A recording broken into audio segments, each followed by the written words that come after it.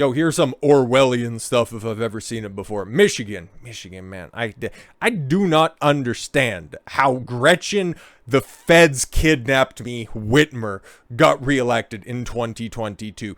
I understand that Tudor Dixon wasn't exactly the most inspired candidate that the Republicans could have put up there. And yes, all the trad cucks are just very eager to point that out. Oh, you take a look at one of the Trump endorsements that go up against her and then they just end up losing. They're just unelectable candidates. Thanks, Daily Wire. What was the candidates that you want to put up there? Oh, right. They're polling in the sub 20 percentages. Shout out Ron DeSantis 2024. But Gretchen Whitmer is actively residing over one of the fastest collapses of a state that we're likely to ever see. Michigan, at this point in time, is racing neck and neck with California and Illinois into bankruptcy. It's a tough place to live. Has been for a long time. She just inherited this problem, and it's like, ooh, what kind of accelerant could we use in order to stimulate a larger growth on that dumpster fire that is the Great Lakes state? What can we do for that? Well, instead of address economic problems, infrastructure issues, cleaning up water in certain communities that have had a problem with that for the better part of a decade. No, we're just going to go ahead and pass a bill that criminalizes thought crimes. What are we doing? What the actual hell are we doing? Michigan House passes a bill that could make using wrong pronouns a felony, finable by up to $10,000. Thankfully, the moment that gets challenged, it will obviously end up getting overturned because there's this weird founding document that the United States has. And what's the First Amendment? What is the first aspect of the Bill of Rights? All right, freedom of speech. So yeah, given the fact that the Supreme Court has ruled on much more egregious uses of speech to disparage certain communities, shout out Brandenburg. Take a look at that case if you want to see some of the most objectionable language ever been used out there in public. Yeah, that was ruled to be free speech practices. Long story short, the Klan was marching through the streets and they were yelling at everybody who was not a part of the master race and calling them their most spicy of names. But here, if you just go and take a look at the likes of, let's just say, Dylan Mulvaney. If you go, that guy's got a good hustle, $10,000 fine. Why? What?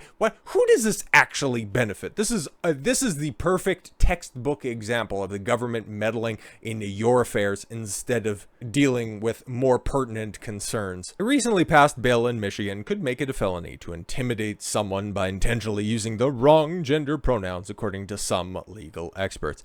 Michigan State House of Representatives have passed a bill, HB 4474, a piece of legislation that criminalizes causing someone to feel threatened by words. Under the new bill, offers a guilty of a felony punishable by imprisonment for not more than 5 years or a fine or of not more than $10,000. So you can be thrown in jail for 5 years by going, I will not say Zer. You can go straight to hell. Well, guess what? You're going straight to jail, you bigot. But I wonder if there's an easy out clause if you get sentenced to that 5 years in jail for misgendering somebody, the person using those gender pronouns. If they end up contributing to the 42%, do you get out early because there's nobody left to be offended? I'm just wondering, man. Just, tossing ideas out there. Intimidate means a willful course of conduct involving repeated or continuing harassment of another individual that would cause a reasonable individual to feel terrorized. Oh, great. We're legislating feelings. Fantastic. Frightened or threatened. And that could actually cause a victim to feel terrorized, frightened, or threatened. So yes, if you feel a certain way, $10,000 fine, 5 years in prison. The bill specifically addresses sexual orientation and gender identity or expression as protected classes. Unfucking believable. According to the bill, gender identity or expression means having or being perceived as having a gender-related self-identity or expression, whether or not associated with an individual's assigned sex at birth.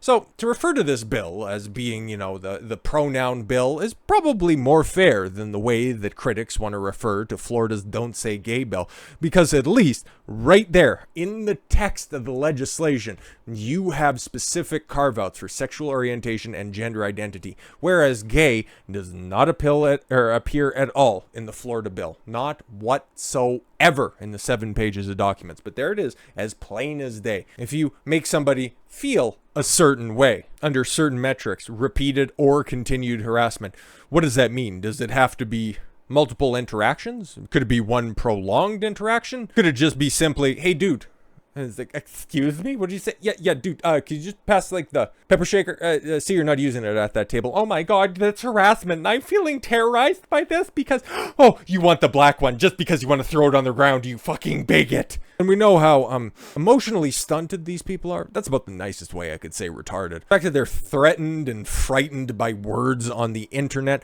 kind of lets you know the mental state of these people. So basically everything, waking up in the morning, it's an act of terror to be woken up by alarm because, I don't know, maybe that's a lever of white supremacy or some dumb shit like that. Make no mistake about it, he's advocating for the legislation will wield these policies as a weapon capable of destroying conservative expressions or viewpoints grounded in the sacred. Oh yes. Of course, I didn't even read ahead a little bit until I did there for a second. And it's like, okay, couching all of this stuff. Once again, fighting feelings with feelings is a zero-sum game. No, it's like, okay, cool. This will immediately get thrown out. First Amendment violation, plain and fucking simple. Distinguished Professor Emeritus William Wagner told the Daily Wire. Because of course, man, of course. You got Fox News citing Fox News Jr. Like, Jesus, come on. So yeah, there's the script of the bill if you want to go ahead and read it. Oh, it's only 5 pages, but yeah. Reasonable attorney's fees and costs. Yes, gender identity or expression means being perceived as having a gender-related self-identity or expression, whether or not associated with an individual's assigned sex at birth. So yes, whatever they feel like. And yeah, there's the Wicked Witch of the West herself. The state of Michigan is now explicitly allowing the gender delusion issue to be used as a protected class, which opens up numerous issues when it comes to the courts and a continued weaponization of the system against conservatives, not specifically conservatives, because there's some moderate centrists that are just kind of big brain that are out there that think that they can straddle the issues. Whatever, man, who don't delve into this delusion. So no, this is an affront to free speech, and if you wanted to couch that, or rather this issue with that framing, well, yeah, it would have a much more tenable position, but instead if you want to go,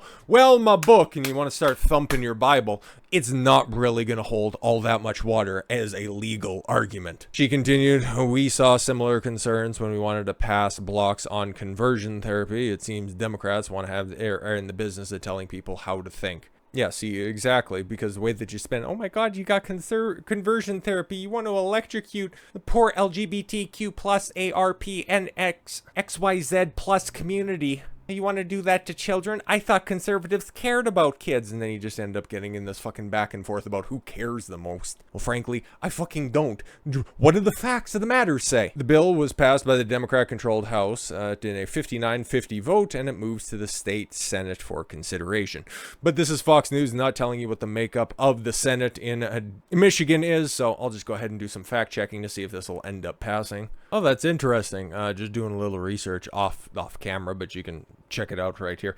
The way that the Michigan House breaks down, it looks like some Republicans cross the aisle in order to support this fucking nonsense. So it just goes to show you that there are rhinos at the state level, which is, yeah, your local elections really do matter. Because, yeah, there's 56 Democrats that are in the House and 54 Republicans also there. So at least 4 of them sat out the vote. But at least 3 of them had to cross over, so you got friends in super low places. It kind of looks very possible because it looks like, yeah, 20 Democrats, 18 Republicans that are in the Senate. So yeah, it looks very much like this bill is going to end up passing. And yeah, obviously, he's going to end up getting approval from Whitmer, who's expected to sign it. Yeah, if approved by the state Senate, which I already broke down for you. It looks like it's going to.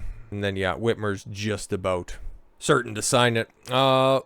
Michigan lawmakers gave final approval to legislation banning conversion therapy for minors as Democrats in the states continue to advance a pro-gay agenda in their first months in power. Well, yeah, of course, man, because, hey, if you ever hear about power and Michigan together, you know that Gretchen Whitmer's not far behind because she's just a little aspiring tyrant, and you know that the Democrats want her on their bench to hopefully mediate in case, the SS Gavin Newsom ends up sinking into the Pacific Ocean. She'll be the bench warmer for 2028. Which, holy shit, if you thought Hillary Clinton had a couple of hang-ups, this bitch right here, oh my fuck. Who knows?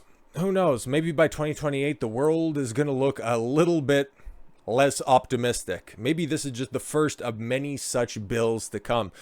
Because if you take a look at this poll, and it's very interesting.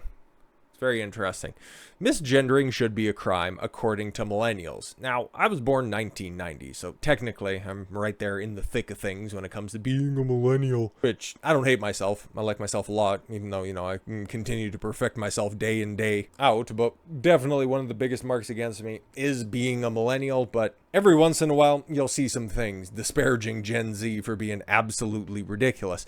And then it'll compare and contrast that with them having some spicy memes and some base takes on things. But millennials, yeah, they've always just kind of been the political bugaboo that have just been a resuscitation of the hippie generation from the 60s. And it just makes me look around at my compadres and just go, ugh, you fucking dirty commies. And while this is basically the law of the land up here in Canada, well, not in my neck of the woods, it's kind of weird. The farther north that you go in Canada, the further analogous to the south that you end up getting. So yeah, things that I can't say on YouTube are things that you definitely hear out there on the street in Grand Prairie, Alberta. But in other parts of the country, and I'm sure that you've heard stories of this time and time again, that, oh my god, hate speech isn't protected speech. Yes, because Canada doesn't have the First Amendment. We do not have free speech protections, which is apparently a bit of information that is missing from the millennial generation. Ay, ay, ay. More millennials think referring to a transgender person by the wrong pronoun should be a criminal offense than think it should be legal. That makes me die a lot, according to new polling conducted exclusively for Newsweek.